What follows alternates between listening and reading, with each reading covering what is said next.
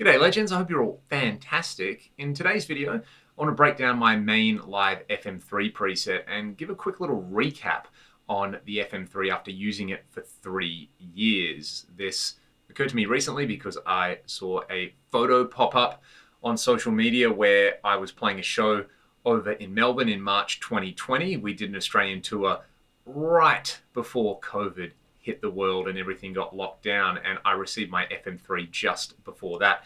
I had a day to pretty much dial in a live preset with it, and then I took it on the road. I think we did 6 or 7 shows on that mini tour.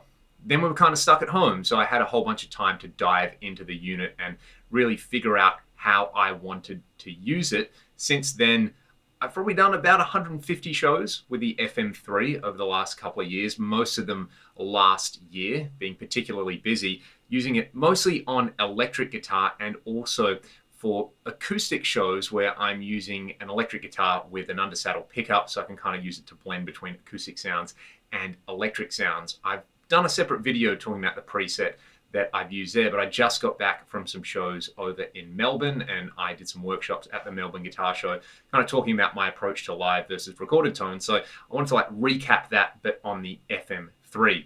I reckon 90% of the thing that I love about this is that I can get my sound in it. The other 10% goes towards the fact that it is so tiny and compact and so flexible. And of course, like all the Fractal stuff, you've got hundreds of different amps, cabinets, and effects to choose from, and they all sound fantastic. I'm not really here to convince you that it sounds fantastic. I think we know that by now, but I'll show you what I use live and how I try to use the FM3 essentially to keep things really simple for me live, because I don't really want to be staring down at my feet when I do a live gig.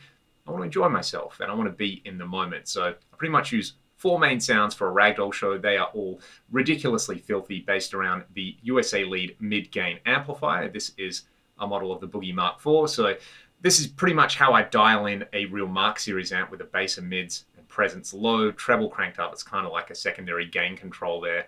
Lots of gain in the output EQ section. You know, this I matched to the kind of V-shape EQ on my Mark series amp. The Mark series sliders are not linear. They are on the Fractal. So that's what I came up with. It sounds pretty cool, paired with a greenback cabinet IR. This one is shared in the video description for free if you want to try it out. IR length is standard, you know, for playing live, that sounds totally fine. In the preamp tab, I've got everything wide open because I'm using a parametric EQ over here to carve out a lot of low end and high end. Well, I say a lot of low end. 80 Hertz is pretty standard, 6.5K for live. I have found over lots and lots of iterations of using Fractal products live, I've kind of honed in on these parametric settings for live use for what I do. These little cuts here are just surgical cuts to kind of take out some harshness in there. A little bit of multiband compression to tame the low end when I go chug, chug, chug. And I've been kind of leaning into the wet factor on my presets live recently. We actually got to play stereo for the shows that we did over there. So I had the Rich Hall reverb on here, 1.5 seconds of time. Economy, again, sounds totally fine. I feel like they could have named these settings really good, super good, amazingly good, and so good you won't notice, but they called them economy. So I think a lot of people want to have the highest setting on there. Economy sounds totally fine in here. And then some stereo pitch detune. These settings are based on a hardware Eventide H3500. They were matched to them. They work really, really nice. And then a little bit of the downward expander in between the amp and cab, side-chained to the input, so it's a really tight gate. I've talked so much, I think you should probably hear this guitar sound. I'll let you hear the 4 different scenes in here because you can see some effects. There's a rotary and 2 different delays. I'll let you have the rhythm sound, which gets me through 85, 90% of the show, and then some variations on it, including a lead sound, a rhythmic delay sound, and then a wobbly rotary sound.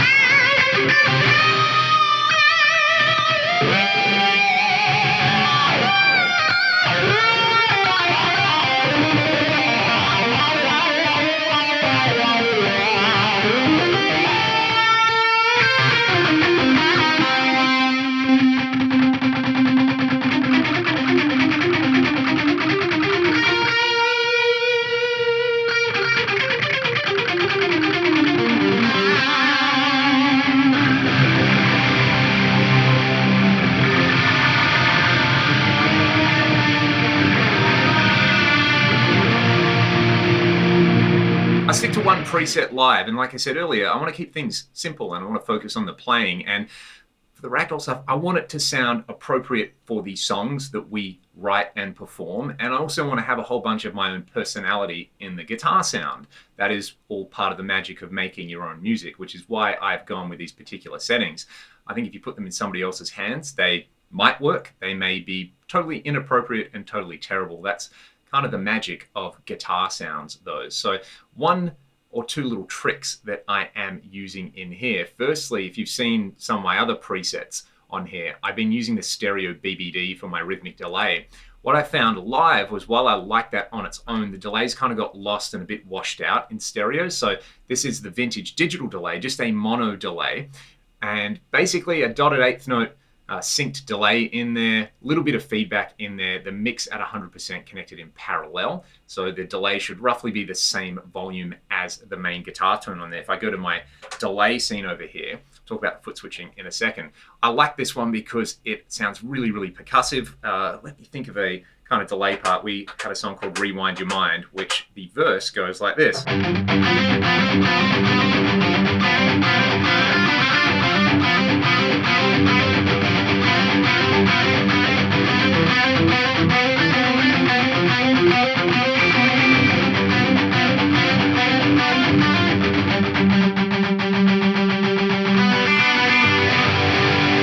Nice character to that delay. It's not too clean. There is a tiny amount of triangle modulation on there. The LFO depth on there is actually set quite high, so I like that in there. The EQ, the high cuts at 17K. Basically, this reminds me of like an old Roland or Korg rack mount digital delay, and I really like the way it sounds there for a rhythmic delay. Now that is in contrast to what I use for a lead delay, which, if we go over here, is the dual delay. So this is set up for, I'm going to call it a modern classic, a quarter note and a dotted eighth note delay on there. No cross feedback. I do like a little bit of cross feedback from time to time, but pretty straightforward in there. The EQ settings in here, I'm going much harder with the high cut frequency in here.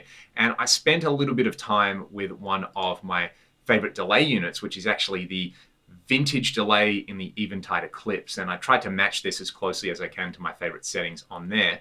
There's some stuff happening on here though, because in the output section for this scene, scene 2, I'm getting a 3 dB volume boost. Furthermore, I've got that mapped to something called the perform page on here, which you can access from the front panel, where I have my solo boost level, the bypass for the reverb and the pitch blocks, the low and high cut in the parametric, and the overall lead delay level, so that I can access those at soundcheck.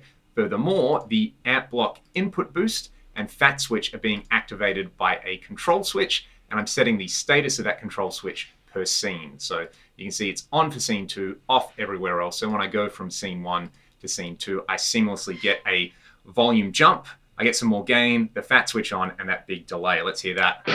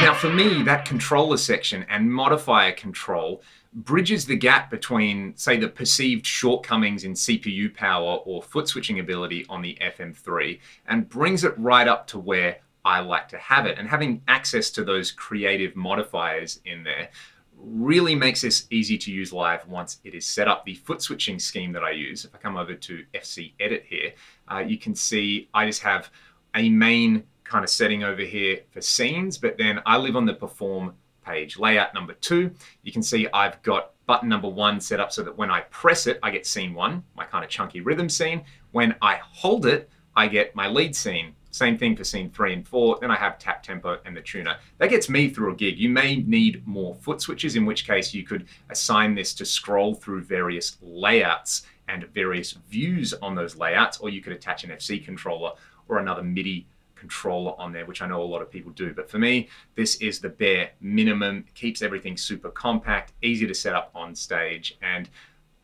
again, flexible, powerful. Most importantly, it sounds really good, and it kind of sounds like me, you know, for my kind of Thai table George Lynch C-grade imitation that I like to do live. The pitch detune over here as well, I've got set up for scene ignore, so that, you know, if we're playing stereo and that's a little bit too much grease on there in the particular room, then I can just turn that off, and then I can still go through my main scenes without all that pitch detune, which I know some people have probably been listening to this and they've been sickened by how much grease is on here. But again, it's making me happy.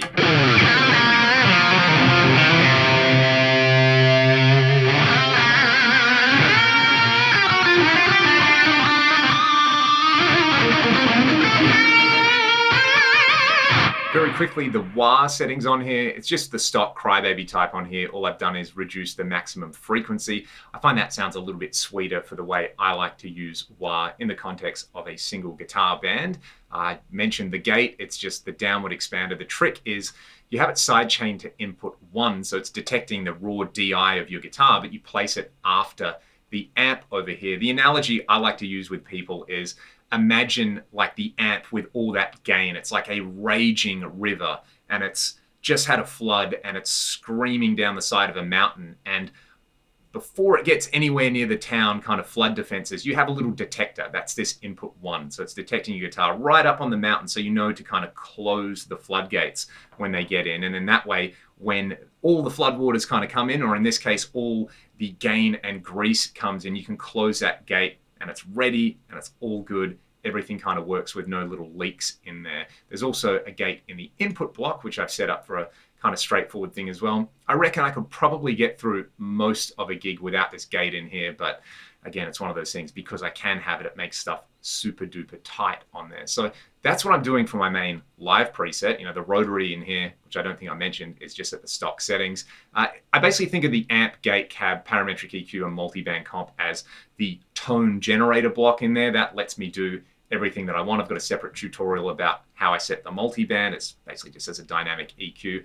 And then the delays are my expressive stuff that I use for particular solos or particular parts in songs. And the reverb and pitch are there to just make everything kind of sound nice and wide in the room. It's a relatively straightforward preset from the, I guess, idea that I'm coming from, where it's a tone generator, it's some rhythmic delay stuff and some lead delay stuff, and then just make it sound nice. That's how I achieve it with a bunch of blocks in here. And you can see the CPU is running at around 77, 78%. So if I wanted to add like a phaser or a comp or something like that, I could probably do that in there. I've waffled on more than enough for this particular video. If you've got any specific questions or comments you'd like to make about the FM3 and the way I use it, there's probably a bunch of things that I have missed. Let me know in the comment section below. If you like what I'm doing on the channel, you can support my channel. You can buy some ragdoll music or sign up to my Patreon, or hit like and subscribe, because that helps with the suggestion algorithm. I really appreciate you taking the time to watch this particular video. And I'll leave you with a little bit of potato cam footage from our last show, where I actually used this very preset live. Hope you have a great day, and I'll see you next time.